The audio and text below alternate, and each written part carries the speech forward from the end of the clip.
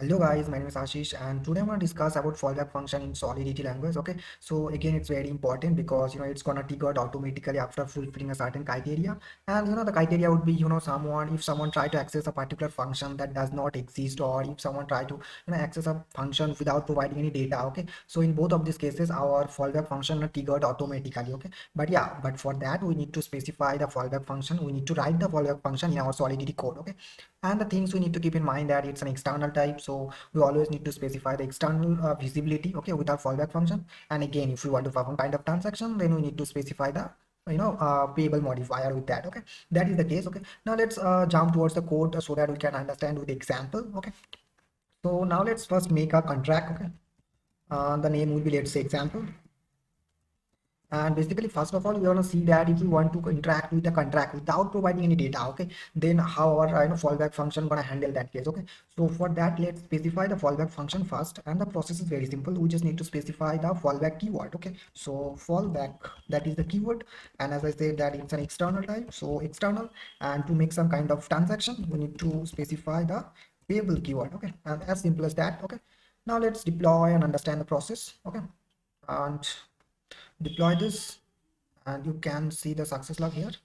Okay, here. Okay, now this is the result. In this result you can see that there is nothing to interact with this contact actually. Okay, so in our previous example we had some kind of functions, variables to interact with this contact, but here we don't have anything like that. But you can see there is a section called low level interaction. Okay, so you can interact with this contract with the help of low level interaction. Okay, now for me, now let's I want to send 5 ether.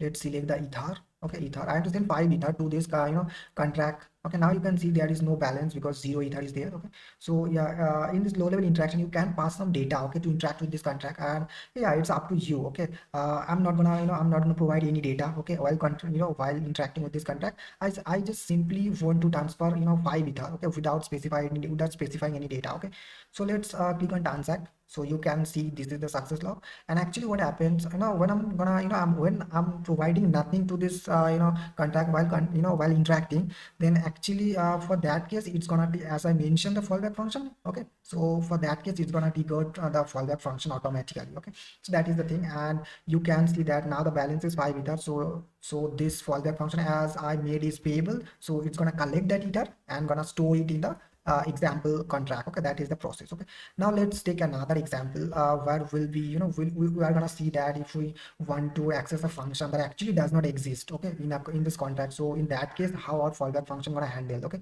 that case actually. Okay, so for that, let's I'll be making another contract.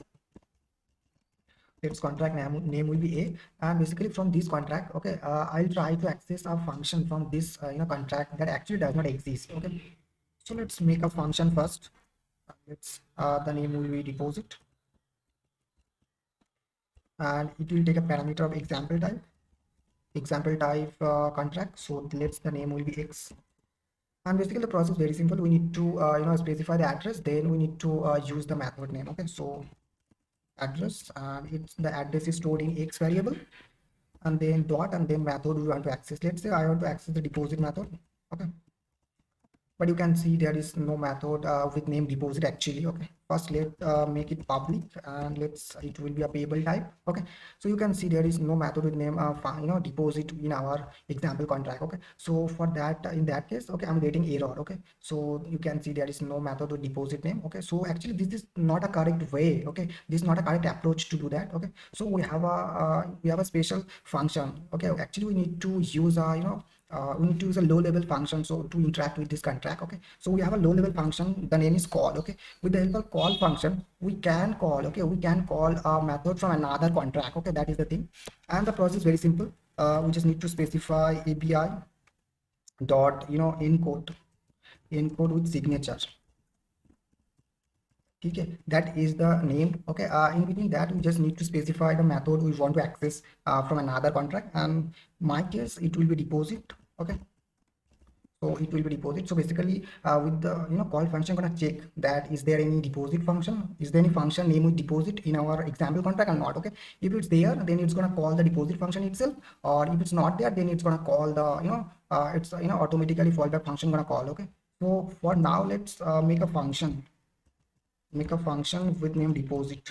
Okay, and let's it will be public, and that's nothing. Okay, and actually I want to show some message from here. Okay, so that we can ensure that it's actually get called from our deposit function. Okay, so for that I'll be using a event. Okay, and the name will be, let's say, notify. Okay, and the data type will be, let's say, string, and the variable name will be data. Okay, so that is the thing, and here I want to write a code to show a message. Okay, and let's emit the event, and let's message will be deposit. Okay, that is the simple message. And let's in our fallback function, let's write the same code again. Okay, let's fire the the event function, and here the message will be I am fallback. Okay, so that will able to know that it's actually got triggered from get triggered from fallback function or from deposit function. Okay, so right now you can see we have the deposit function in our example contract. Okay, let's now first of all let's deploy this first. Okay, let's comment out this, not comment, actually use the column. Okay, so now you can see that I'm getting a warning because it's gonna return, it's this call function gonna return a boolean type results. Okay, so that's why I'm not using that. That's why I'm getting kind of warning. You can see that this low level call gonna return some value, but I'm not gonna use that. So that's why. Now let's deploy that and understand the process. Okay, deploy. First of all, I deployed a contract, and let's deploy example again. Example. Now basically we need what we need. Actually we need the address of example contract. Okay, so let's first copy the address of example contract from here, and I need to pass the address in our deposit, in our deposit function. Okay, the name is here, the name is also deposit. Okay, so don't worry, there's no issue actually. So let's click on deposit. So this is the log actually, and if I click on here, you can see a specific log, and the log is basically the log. You can see the message that I'm deposit. So it's now you can see that it actually get triggered from it actually get triggered from our deposit function, because we have deposit function in our example. Okay, now let's for now. Okay, now let's erase the log first, and let's say we don't have deposit function, we have another function. Okay, let's say we have the function name is, let's say, add. Okay, the function name is, let's say, add. Okay, and let's I am add. Okay, and as you can see that now we don't have any deposit function. Okay, we don't have any deposit function in our contract, in our example contract. Now let's deploy it again and see how it's going to handle in that case. Okay, so deploy. First of all, we deployed the a contract. Now deploy the example again, and copy the address of example and paste it over deposit function. So now if we call on deposit, you can see the log that it actually get triggered from fallback function. Okay, this is the log. That's the log. Okay, you can see that I'm getting message like I'm fallback. Okay, now what happened actually when you try to call a function from this example contract. Okay, and the function name is deposit, and it's when it's gonna check that there is no function with name deposit. Okay, and as you already mentioned the fallback function, then the fallback function gonna triggered automatically. Okay, so that is a very simple process. Okay, and that's very interesting actually, and it's very easy to understand. Okay, so now I just want to show you another fallback method that we have, and the name is actually, the name is receive. Okay, okay, receive is another fallback function, and it's also external type, and we can also specify payable to make transaction. It's also going to do the same. Actually it's also gonna triggered automatically if we don't specify, if we don't provide any data while interacting with contract. Okay, this contract. Okay, so now let's make some code. Okay, into this. Okay, my bad, it's will be copied and I'll paste it over here, and this will be name receive.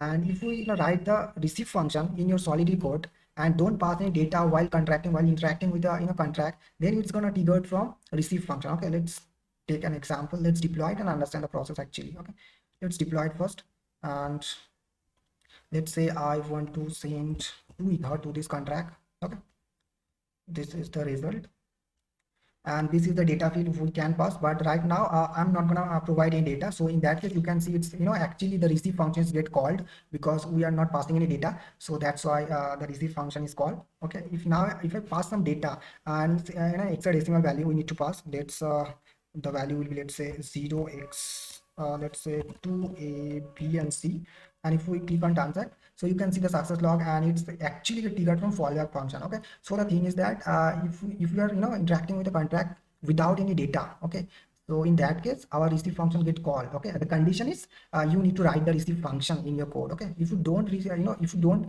write the receive function, then it's not gonna matter whether you pass or data or not. It's always gonna call the function, fallback function, if you write the fallback function only in your Solidity code. Okay, so that is the thing. The main difference is if you pass some data, okay, and it's not gonna match, then it's gonna call the fallback, and if you don't pass any data, then it's gonna call from receive. Okay, if you write the receive code in your contract. Okay, that is the thing, and that is very simple actually. Okay, and here basically you need to pass the hexadecimal value, and this is the signature. Hexadecimal value always started with 0x. Okay, that is the thing. Okay, and that is very simple process we need to discuss with this video, and that's all for today's video. And I think you enjoy, so you can hit the like button, and bye bye, see you very soon.